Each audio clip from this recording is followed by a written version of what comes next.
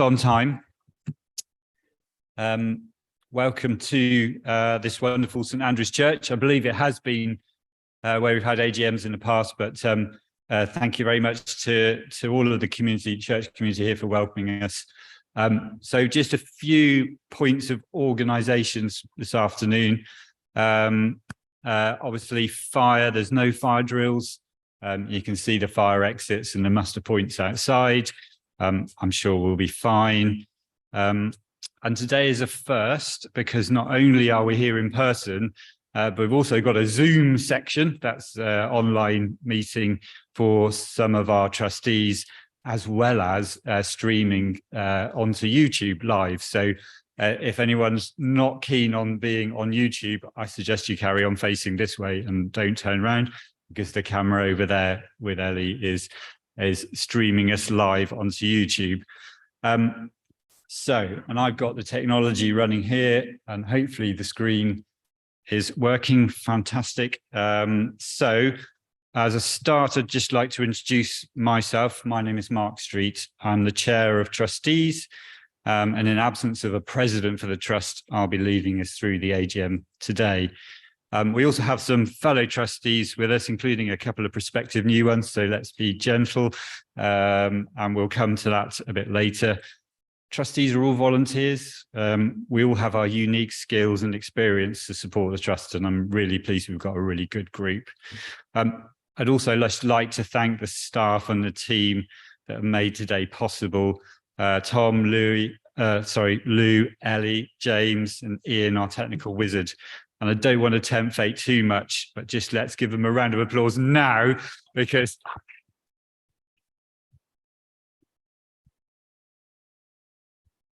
just to get our circulation going a bit. So the last few months have seen a lot of changes, and obviously we had to postpone this event because of the death of the Queen in September. It's also sorry to have to say that our patron, Lord Sir Nigel Jones, passed away earlier in the month. And all the records I can read of him were that he was a very kind and gentle man who had faced much adversity during his life, but played a full part in both Houses of Parliament over 30 years. And we felt it would be important to have a minute's silence to allow us to reflect on the loss of Sir Nigel, and no doubt some other changes in our own lives. I know I've had that personally this year with the loss of the Queen. So before we get into the main part of the agenda, let's just have a minute's worth of reflection just to think about those people.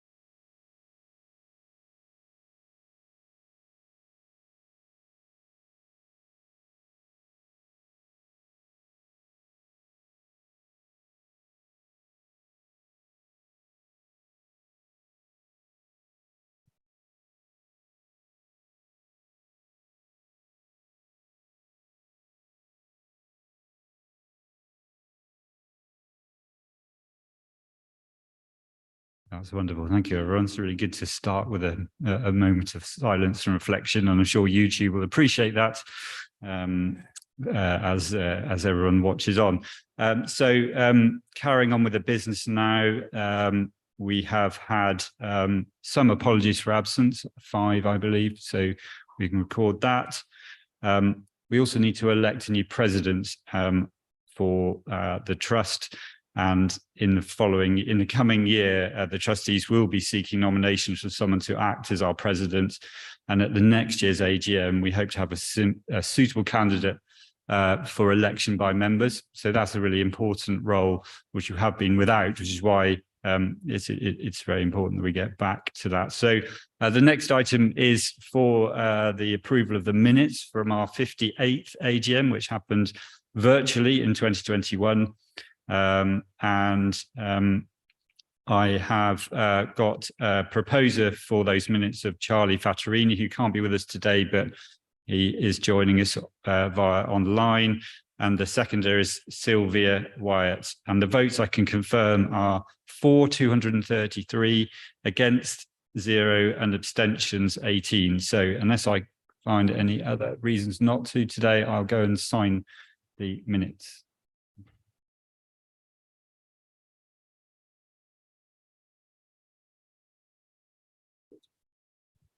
Excellent. There are no matters arising, so we can go straight into the presentation of the accounts and the activities of the trust over the last 12 months ending March 2022. So it's been another fantastic year, is all I can say. In summary, the previous year we had income of over £5 million. And this year gone, I'm pleased to report that we've stayed at that level for the second year. And it's fundamentally down to some very generous legacies, successful project fundraising, and lots of activity from our members and supporters, and the fact that we have a very strong business that's running. Our income has increased by 1/3 since March 2019. So you can just see that growth basically at scale. If you have difficulty in reading those figures, there's some copies of the annual review on the table at the back. And there's also copies of the main audited accounts as well. So for detailed people, you're very welcome to take a copy of that with you. Expenditure. So for those who remember the figure before, you can see that our expenditure was less than our income, which was great, and it gave us a surplus for the second year in a row.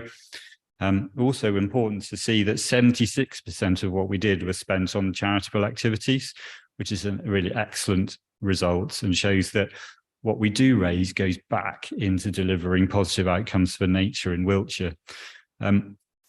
2 years worth of good results has also meant we've managed to put a fund together for nature recovery. It's about the value of £1 million.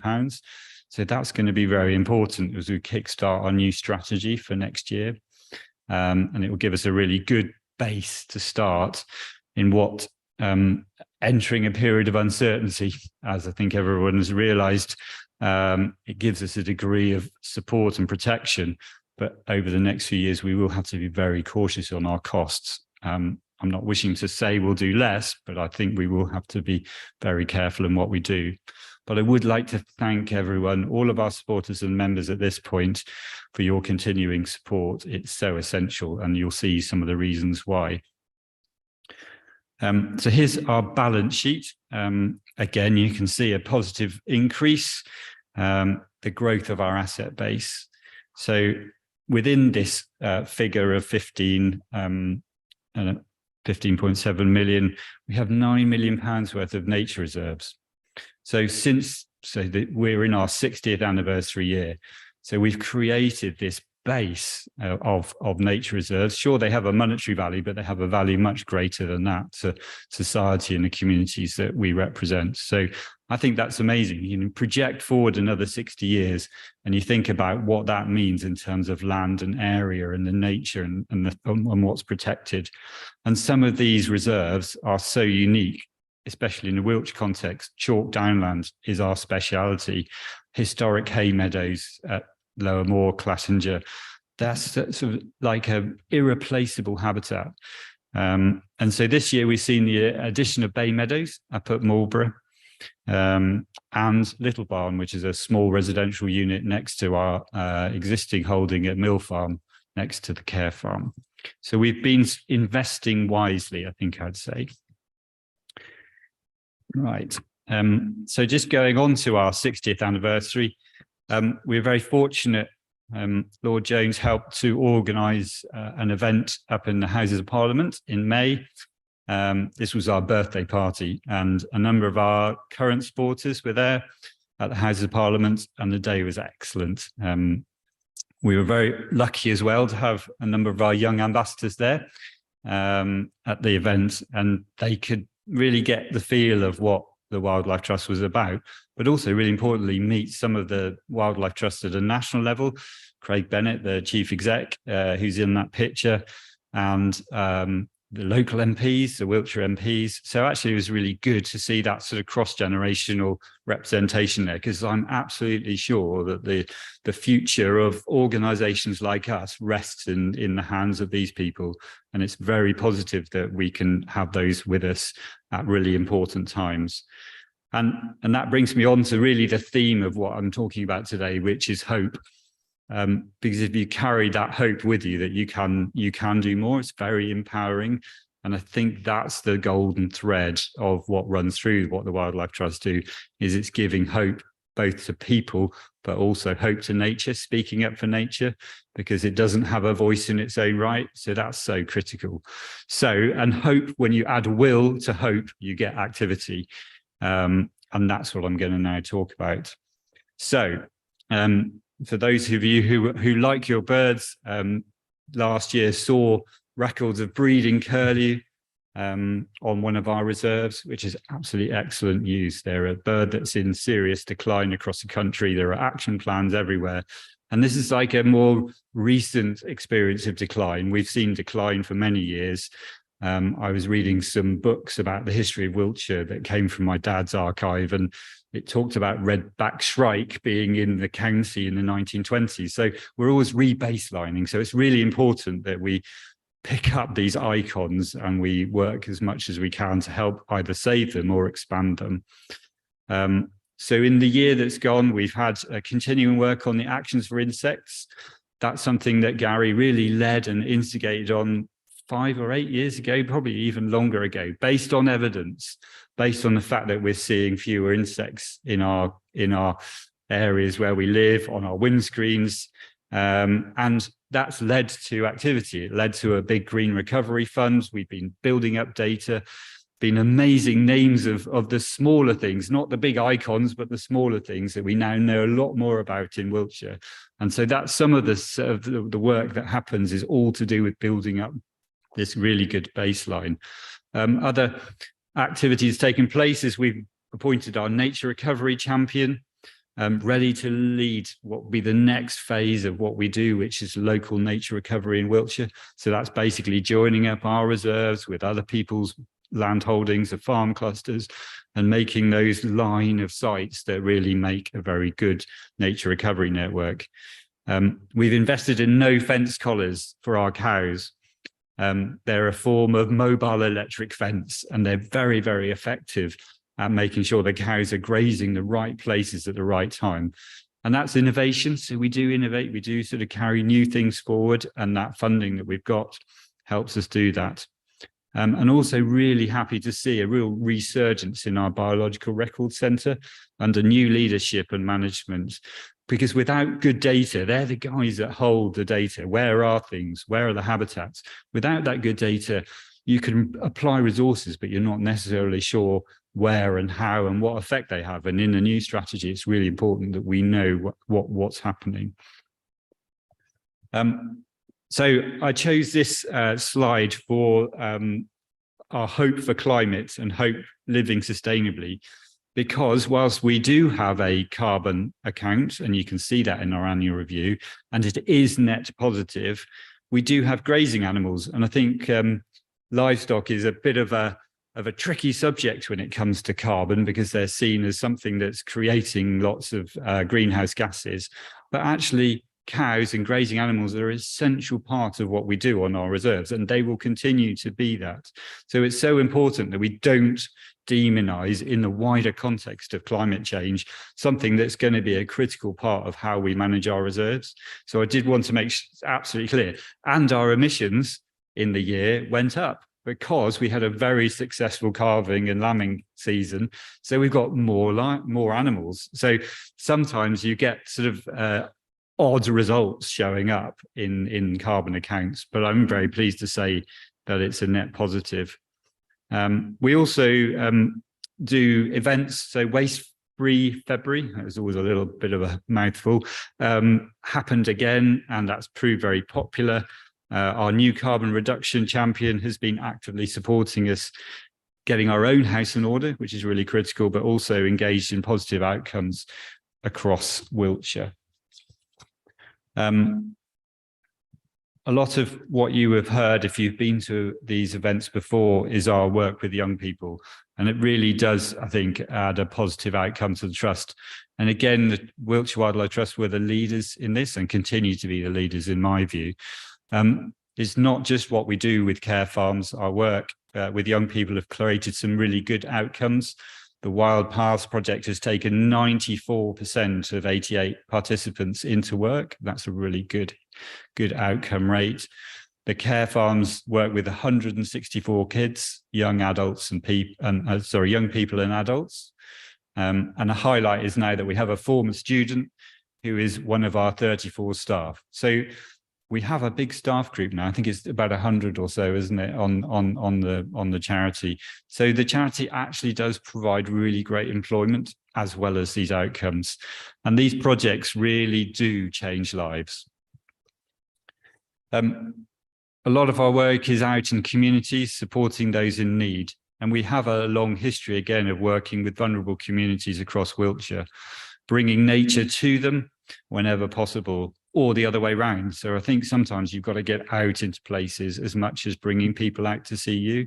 And so this here is an example of one of the projects that we've got, which is the unaccompanied asylum seeking children. So again, the activity through here is being out in nature, not necessarily knowing the detail of nature. And I know football's been very popular, and no doubt at the moment everyone's glued in watching their various countries going through World Cup. We also have our U team, the about lifelong learning, building bridges, and adult wellbeing and milestones, which create a series of really positive outcomes, building confidence, which is like so important, creating knowledge, creating a love of knowledge, and most importantly, creating a warm welcome. And I think that's the point. With all of these, people want to feel like they're part of something. So the communities, our physical communities, as much as the people who live in them.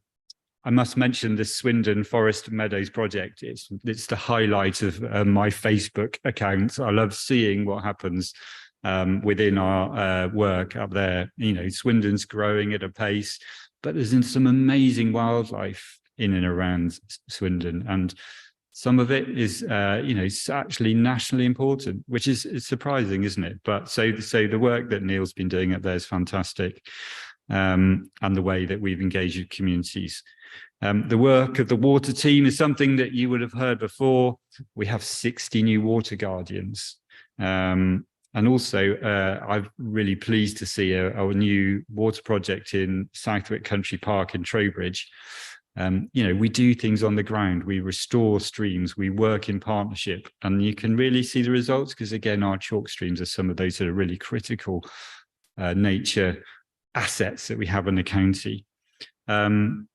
I'm also pleased to say, because we were going to do a Country Comes to Town, an AGM in September, and I'm really pleased to say, so this is a note for your diaries, we've secured the same site again in Trowbridge on the 20th of May next year to do a Country Comes to Town.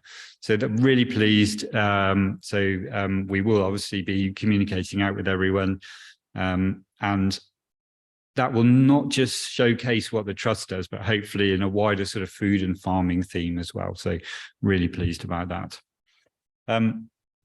There have been reasons to celebrate this year, not least the activities that we have. Hopefully you've all had a chance to visit our cafes, the Kingfisher and Dragonfly cafes. Please pass on the words. You're our advocates. Go back out and say, you must come and have a look at these cafes. Not only are they great places to meet and have some delicious food, but more importantly, our resident otters like to watch the visitors. So we need to keep them entertained. And we're also really pleased to have opened up our new cafe extension at Kingfisher Cafe. And I was really fortunate to see a white-tailed eagle flying over the reserve a few months ago. So there is some amazing wildlife to see. So we come on to a little bit of a look at the future. And over the past 12 months, staff, trustees, and our members, you have developed a new strategy for us, which will steer us through to 2030. It's been so much change, even in a few months and weeks with the politics of the country. And we've had to be strong to the advocacy that's important to us. Hopefully we can weave our way through this, but what helps is if we've got a really good strategy to stand behind. Make no mistake, we are still in a climate and nature crisis. And with the Wildlife Trust and your support, we can continue on creating positive outcomes. So for example, the target of 30 by 30, good one to remember, 30% of the land in Wiltshire managed for nature by 2030. So there's some of these things that will really help steer our activity. And we do need to give the next generations hope so that they can experience even more wildlife in our county than we have done. And I'm confident we can do it working with others across the county as part of our new Team Wilder approach, which again, you'll hear some more about over the next few months, which is really about not just the Wildlife Trust trying to do everything. And I know it doesn't, but it can be seen that there's a series of individual organizations all working slightly in parallel, especially in the nature world. It's so important that we work together. And in some cases that we support people who do things better than us, because we are gaining more by the sum of that. So that's enough from me. The next slide, if we can get to that, is a little video that was put together in the summer. So enjoy the colours, the sounds, and Gary and I having a bit of a chat, and Gary showing us some of the amazing places that we look after. In 1962, the Wiltshire Wildlife Trust was established, and our first nature reserve was here at Blackmore Copse, to the southeast of Salisbury. Blackmore Copse is a wonderful area of ancient woodland with a rich ground flora and fauna. It's home to two rare species of butterfly, the pearl-bordered fritillary and the purple emperor. And actually, it was the protection of those butterflies that was at the heart of the very first nature reserve and the starting up of the Wiltshire Wildlife Trust. Just lovely. Long-tailed tit there. It's got a very big fat insect larvae. It's trying to eat. It's having quite a time of it. Blackmore Copse was our first nature reserve. We now have 42 nature reserves covering 1,200 hectares of some of the finest habitats to be found in Wiltshire and Swindon.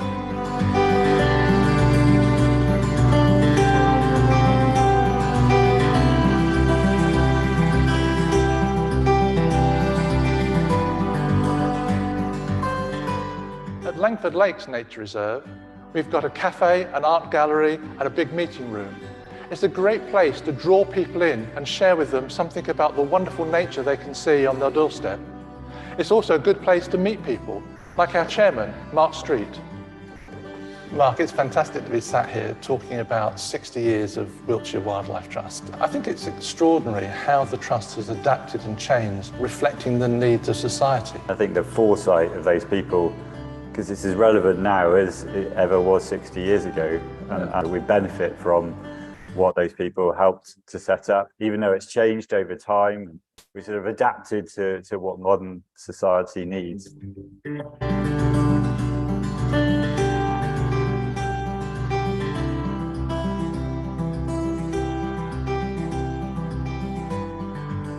But not only now is it the challenge to make sure that there's some nature left, but also to ensure that we enjoy nature's recovery. And that's the challenge going forward, isn't it? Totally. And in the last 12 months, we've been very lucky to have 2 Green Recovery Challenge funds. We've managed to buy our first reserve in Marlborough at Bay Meadows, which is great news, on the river up there. It just shows you that we can carry on delivering, and even delivering where people might not expect. So with the care farms and the education work, we're really sort of extending out into communities in a different way. And even this wonderful new Brockband Centre with the Kingfisher Cafe, what a fantastic place for anyone to come and enjoy the wildlife that's on offer.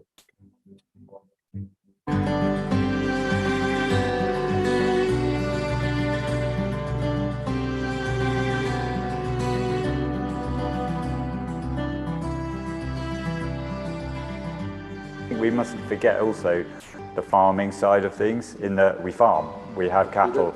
So hopefully we can demonstrate how farming and nature can work together, and that gives me hope as well. We see some brilliant examples of where people are changing the way they're managing their land to try to help regenerate the land and bring back nature, and I think that's fantastic. I love the way Langford is a source of breeding lapwings. You remember the large flocks of lapwings that we don't see anymore, but now, thanks to places like Langford and the farmers around, that they get a chance to spread again.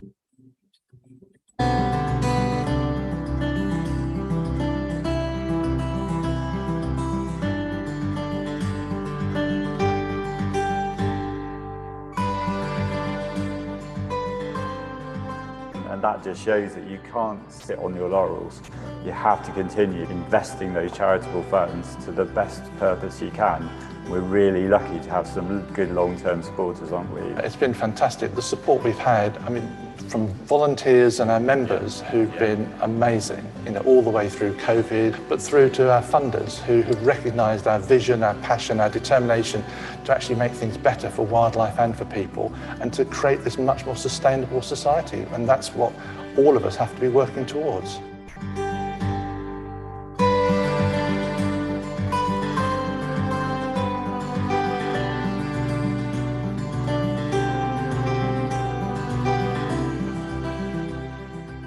"60 years ago, the Wiltshire Wildlife Trust was set up. Our purpose was clear: to make sure there's going to be some nature left in 25 years' time. Since then, the ecological and climate crisis has become even greater, but we can take action and we can reverse the declines that we've seen in our wildlife. Thanks to the amazing support of our members, volunteers and funders, we've been able to achieve some amazing things. And together we can go forward with further action and we can enjoy nature's recovery."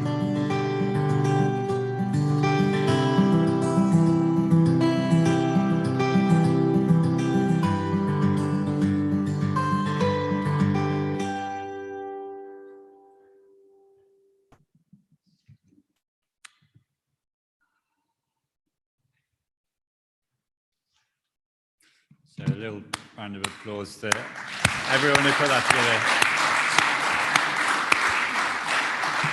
So very, very inspiring.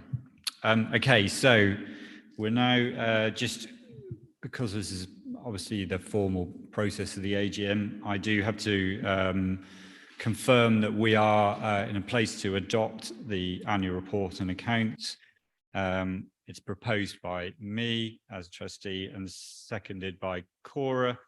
And the votes were cast as follows. So all the votes were done on via your postal invitation to the AGM. So for 239, against 0, and abstentions 12. So I can confirm that our annual reports and accounts are approved for the year just gone.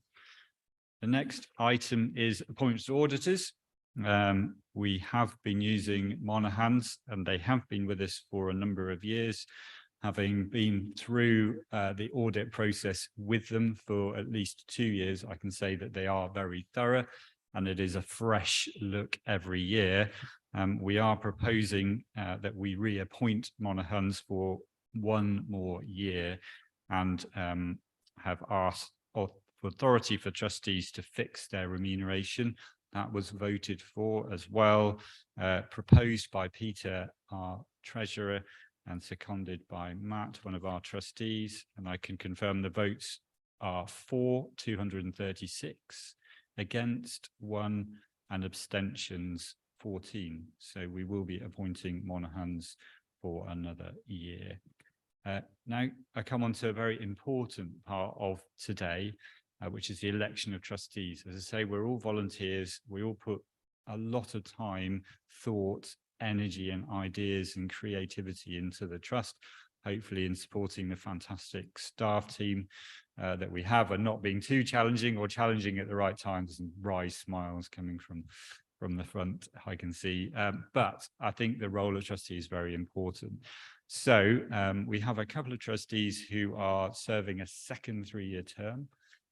Those are Peter, our treasurer, who I can see brought family along, and Sylvia, who is also with us. So I can confirm that the votes for are 243, against 0, and abstentions 8. So both thank you very much for your service so far, and welcome to your second 3 years. We also have Julian, who's one of our trustees and also the chair of the Wiltshire Wildlife Community Energy Company, which you will see in the annual reports and accounts, comes under the Wildlife Trust wider envelope. Been very successful this year. It's been pushing out some really good community support grants. I'm sure anyone wants to talk to Julian. He'll talk to you about that later. So Julian is here to serve a second 3 year on the council.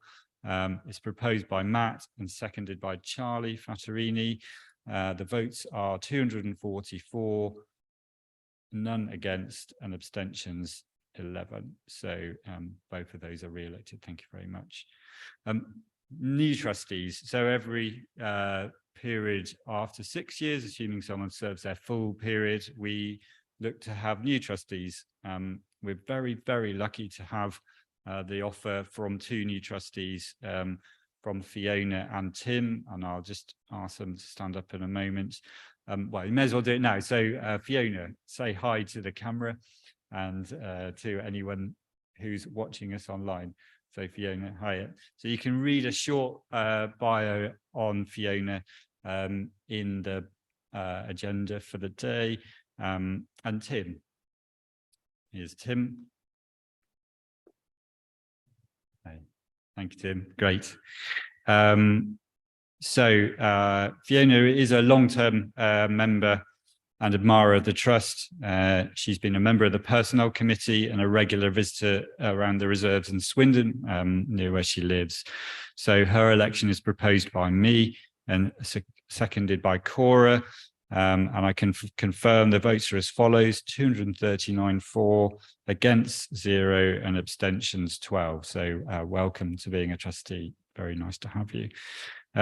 Tim has been a member of the Care Farm Advisory Group for 2 years and seen the vital work that they've done, especially supporting vulnerable students from Malmesbury School and many others. Tim has a history in education. Very experienced. Tim is also on the sustainability group, the Education and Wellbeing Committee, so he's very active in that arena. Tim is proposed by Matt, Charlie, and seconded by Peter, and I can confirm the votes are as follows: 232 for, 5 against, and 14 abstentions. So thank you very much. Both of them are new trustees.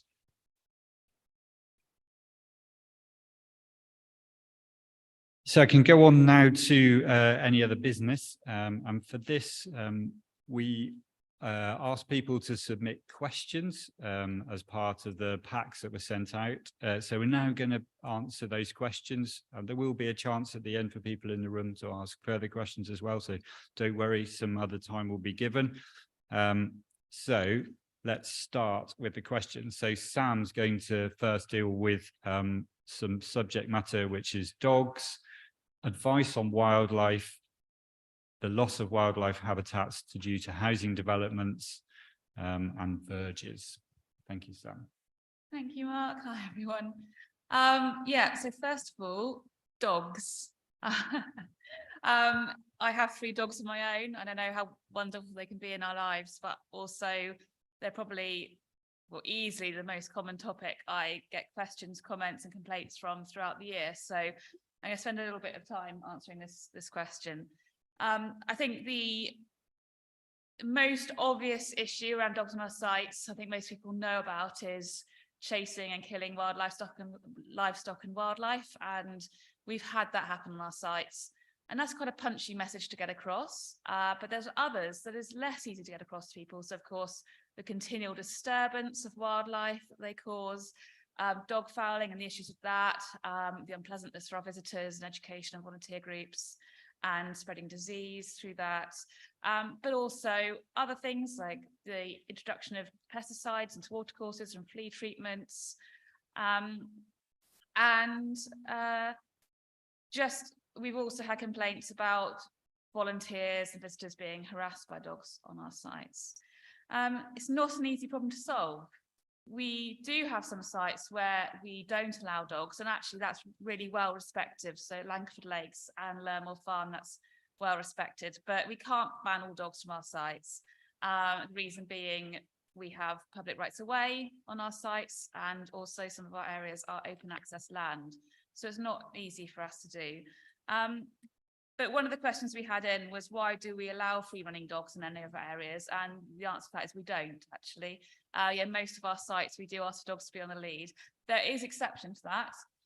Some of our nature parks, for example, the nature park at Castlemead in Trowbridge, we do allow dogs to run off leads. And actually that approach is quite successful. So when we're approaching people in our sites, we can say, please put your dog on the lead in Green Lane and Biss Woods. These are areas which are really particularly special for wildlife. But if you go through the gate there, you can let them run free. And that's the reason we have those areas there. We have and we are still really improving our signage on the sites. And I know that signs can be ignored and often are ignored, but what it does mean is when our staff are on sites, we can actually approach people and feel confident that we know that visitor has walked past a sign that asks them to put the dog on the lead. And of course, even staff members are often ignored. But I will say we are also listened to, and people do take notice. And I can just say that it's brilliant that when you do talk to someone, you do often end up with a wonderful conversation about why we're asking for the dog on the lead, about what we're actually doing at the site. And then the next time you see them, they have got it on the lead, which is fantastic. We are not going to ask visitors or volunteers to approach people with dogs off leads to ask them to put them on. You know, we can't ask that. It's not always a pleasant conversation. But what I think we could say is that if you do pass someone on our sites that they do have their dog on a lead, you know, as part of the sort of, hello, how are you? Lovely weather today. No, do say, oh, thank you for putting your dog on the lead. Oh, it's great to see. Isn't this a wonderful place? And that's what we try to do. It's about pushing that positive message out there. We're doing that, talking to people on our sites and to all our comms and continual messaging. So I think really that's the answer to that question, really. And we'll just continue trying. It's a challenging topic. Thank you, Sam. Thanks, Mark. Next, oh, sorry. Just one thing you said about the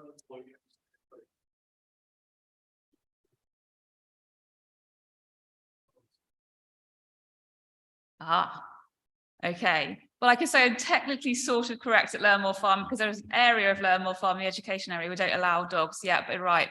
Our complete no dog sites are Blake Hill and Langford Lakes. Thank you, Gary. We've also had a question about, can the Wildlife Trust provide regular advice on wildlife, such as hedgehogs? And I can easily answer that, which is brilliant. Yes, we can. And yes, we're planning to. So in the new year, we're going to be launching our new website, and that will have a special page for advice on how you can help wildlife and topics such as wildlife gardening. So we are going to increase that for our members and members of the public. The next questions, and we had two which is quite similar, about the loss of wildlife habitats due to development and how we can fight and object to planning applications for housing development on greenfield sites and wildlife areas. There are two approaches that we can take as a Wildlife Trust, and we do both. We can object to and engage with planning applications when they come in. And we can also work with Wiltshire Council and developers to make sure that actually they don't come in the first place, that new developments are proposed in the right areas and are designed in a way that is sympathetic and friendly for nature. So we do both. We can't do them all, but we try to prioritise, and we really do appreciate members of the public alerting us to planning applications and development proposals and helping us sift through paperwork. So we do really welcome that and are happy for you to do that for us. Thank you. We do have as on our website, and it's massive thanks to Lucy, who's our nature recovery champion that Mark mentioned earlier. She's put a lot of work into a web page about planning. So we now have resources on our website to help members of the public interpret planning applications and form your own response to them. So we have that available as well. And we're also working with Wiltshire Council on the local nature recovery strategy, the nature recovery network mapping, And not only at county level, we're working with local town and parish councils on similar work. So again, trying to identify those areas that are not only key areas for wildlife that we shouldn't build, but also those areas and provide a network for wildlife. So not necessarily where the wildlife is going to live, but move through our landscape. So yeah, we're taking that sort of two-pronged approach on that. We've had questions all along the same theme as well about how we can stop council workers mowing verges and constantly, and also relating to that, reducing the use of pesticides in our green spaces and planting more nature-friendly species as well. And one of the key points, one of the questions was, how can we do it in a way that stops people losing their jobs? I think it's the fear that if we stop people mowing verges, they're not going to have anything to do. And I can say in my history of land management, there's always something to do, definitely. And so what we're trying to do is say, is not just say don't, but say, but you can do this. So when you may not be spending your time mowing verges as frequently, we can be looking at wildflower planting, tree planting, exploring and trialing different methods of weed or pest control to reduce the use of pesticides. So it's about changing that thinking, and we're actively doing that. And what would really help us actually is, if you are concerned, do keep talking to your councils about it, not just councils, property management companies, and those sort of grounds management companies. They do realise actually that it's not just the Wildlife Trust talking about this, their local residents do really care about it as well. So that would really help us. And I'm just going to check, am I through all my questions? Oh yes, one final question on ash trees dying, and are they going to be replaced by new trees? And secondly, about trees that have died in the drought this summer. So I can quite easily, hopefully, address the first one, that yes, ash trees, where they are being felled, especially on our own sites, we are replanting, and generally others will be replanted where they're felled as well. But where ash trees are dying and aren't being felled, there's a mixture of approaches. Some are being replaced, but also it's important deadwood habitat. So often we are just leaving ash trees in place to provide that nice habitat. And interestingly, ash that are being monolithed or sort of shortened are regrowing and surviving. So that's important to remember as well. With trees dying because of drought, there's two aspects, I think, here. Firstly, with the huge increase in tree planting that we've seen nationally, which is fantastic, we've also seen a few instances of tree planting schemes being carried out at the wrong times of the year. I think Gary intercepted one recently where there was an August planting planned, and we're trying to intercept those. We're trying to intercede and give better advice, and other organisations are doing the same. But it is an impact we are seeing of climate change. We are going to increasingly see our species struggling, and it is now really important more than ever to think about the types of species we're planting, time of year we're planting them, and where we're planting them, to give our new woodlands and coppices that greater chance of surviving and that extra resilience in the landscape. Thank you. Thank you, Sam. We've got Gary now, who's going to come up and answer some of the questions around sewage. It was a top subject, isn't it? And green burials. So you're very organic today. Good afternoon, everyone. I get all the choice questions, don't I? So first of all, let me just deal with one of the questions, and let me say I think it was fantastic. One of the benefits of going online has been that we've had more questions posed by members. So some of those questions we will be responding to directly because they were very specific, and we can write back to. So if you haven't had your question answered today, we'll be responding in writing. But one of the questions was, what can we do about having some green burial sites? And would the trust encourage green burials? Could we have one run by the trust? And the answer is we would love to find a location where we can have green burial. Our members have said how much they would appreciate it. We thought we might have been able to do something at Morningside Farm, but in the end it proved unsuitable as a site to do it. So we are looking for sites. If anywhere does occur, then we will welcome it. Trustees have discussed this in the past. We have a strategy, we have policy about what we would like to do, how we would manage it and so on. But it's a great alternative to the municipal approach. And so it would be brilliant if we could do that. So rest assured, if I can use that phrase, we would love to be able to provide a sort of more nature-based arrangement for people. And we know that many of our members would really welcome that. The other question that I was asked to respond to, which I think reflects a general concern that the public have had, is about the problems with our rivers and the sewage going into our rivers. And the question was being asked, what can the Trust do about it? And what are we doing about tackling Wessex Water in particular to address sewage effluent going into rivers? And I think we all recognise the scale of the problem, and we are all, I think, concerned. And this year it has risen to the top of many agendas and many political agendas, because the scale of the pollution taking place has reached a level that no one could possibly have imagined 5-10 years ago. We were all thinking our rivers were getting better. We all heard the stories about how salmon were reappearing in the Thames again after hundreds of years, etc. And the reality is that I'm not sure there's a single river now in this country which is in a good condition. And that is absolutely shocking. And the causes of that are many. Sewage from households is one source.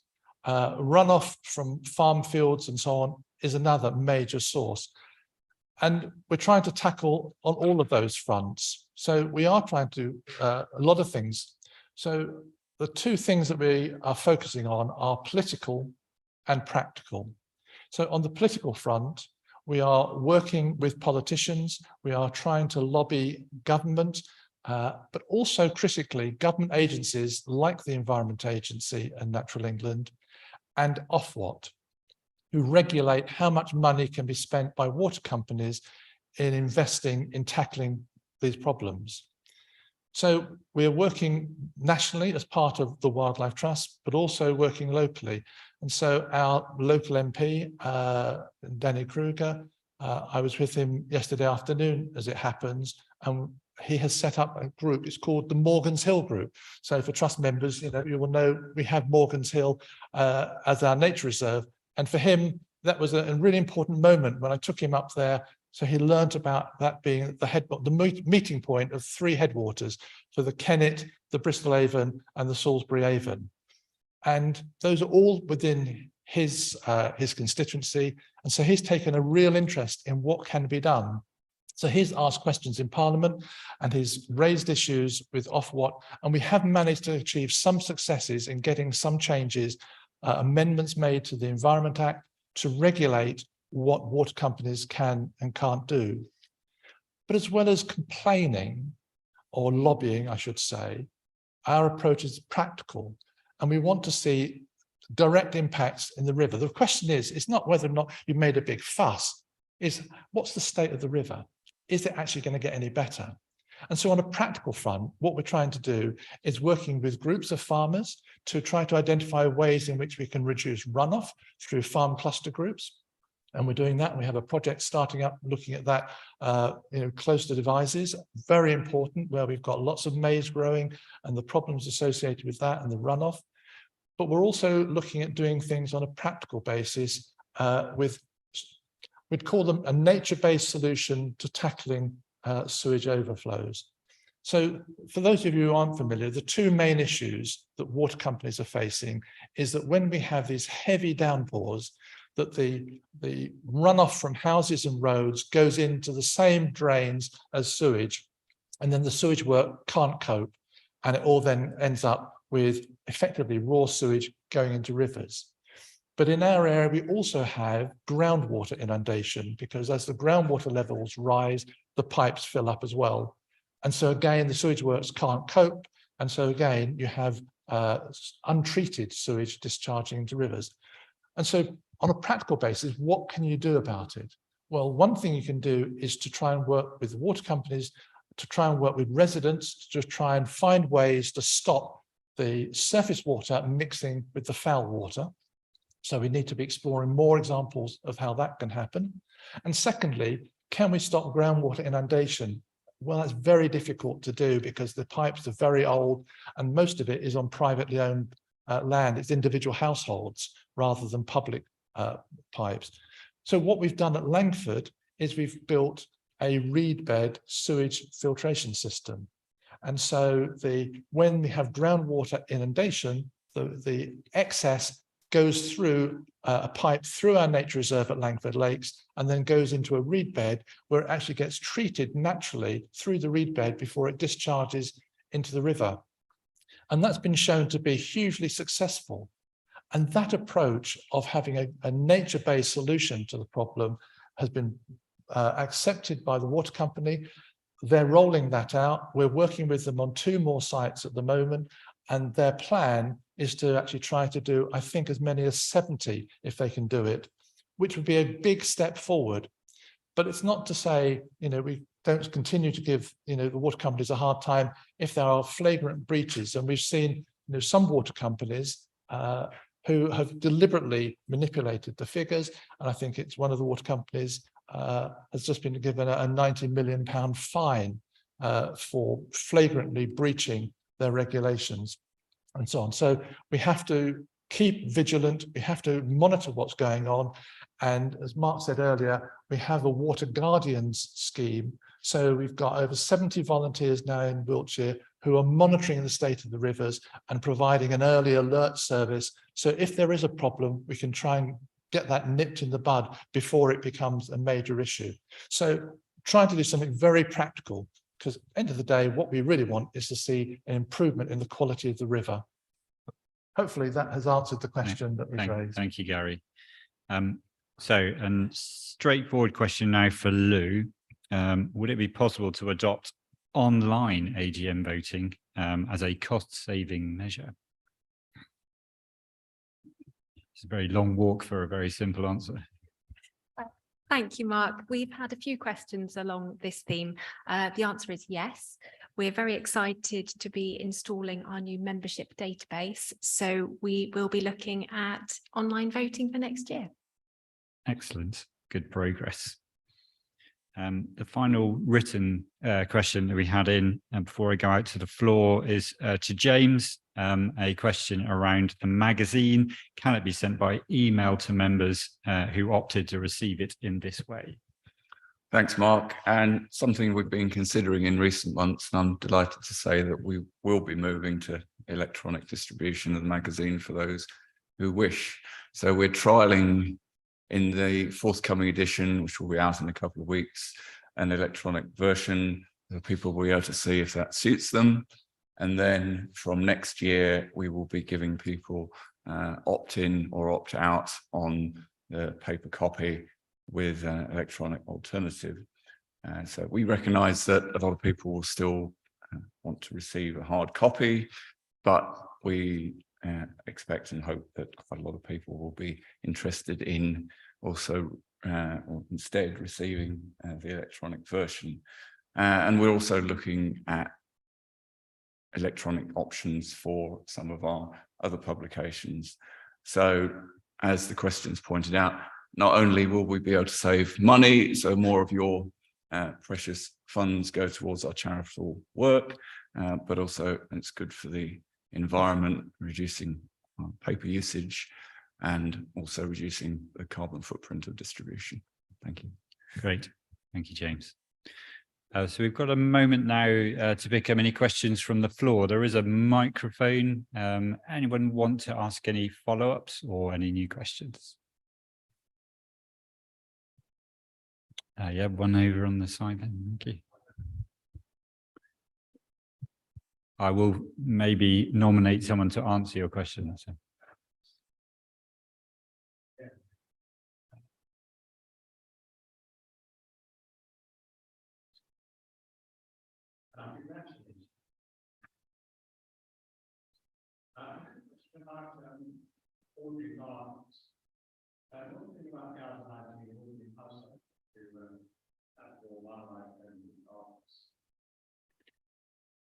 Thank you. So I can see Gary, because I've asked Gary this question, and I know he has a very strong view and has taken some very early action on it, but I'm sure we got more to come.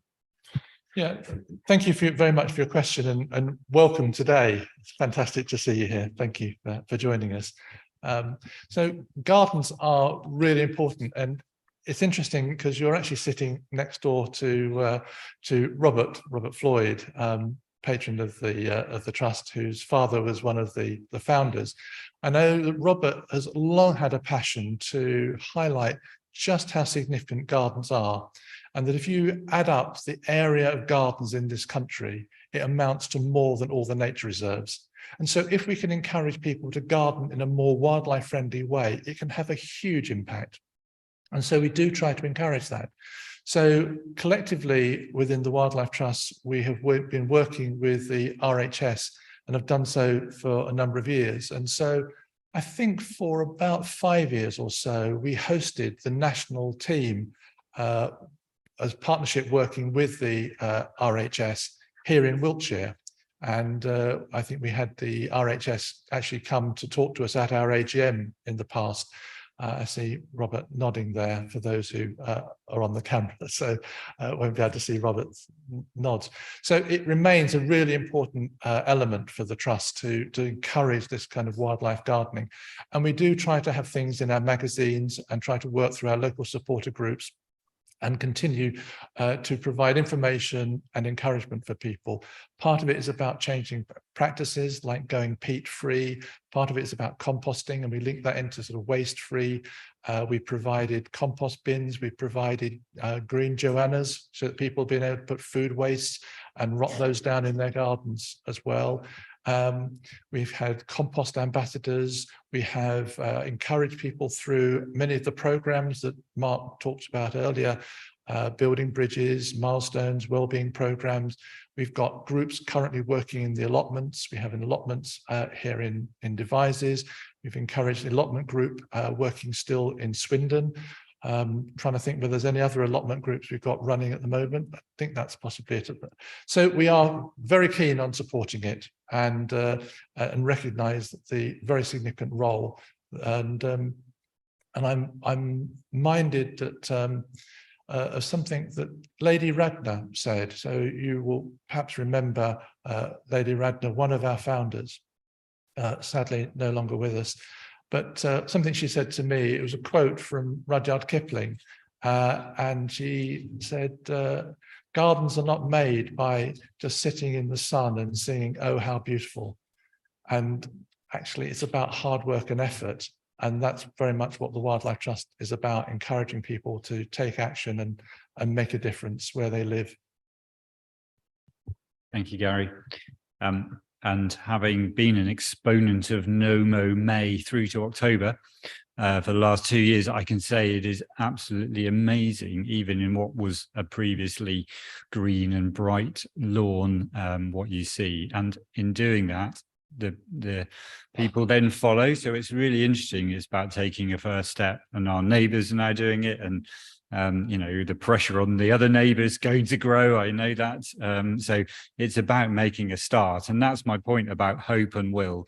You bring those two together, you know, you show what can be done and you give it a will and you give people that chance. So it's a really great question. Thank you. Hopefully that answers your question. Good. Any other questions from the floor?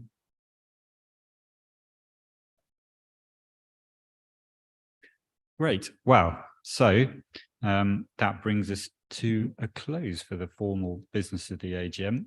So it just leaves me to say thank you very much to everyone. I know we had a little thank you at the beginning for the tech team and the staff, but I just want to widen that out just to thank all of our supporters, all of you who have come here today, everyone online. What you do makes a huge difference and helps us to do what we do out on the ground. And without the Wildlife Trust, I can assure you Wiltshire would not be such a lovely county.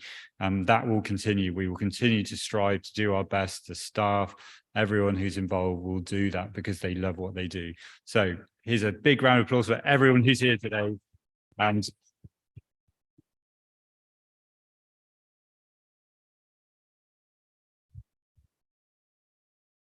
I hope you have a wonderful rest of your Saturday on the build up to Christmas. I think Devizes had its light switched on yesterday, so there's lots going on. Something at Langford Lakes today. There's till 3 you can get down and get your bargains. Yeah, so thank you very much for everyone coming, and we shall see you during the year. Great.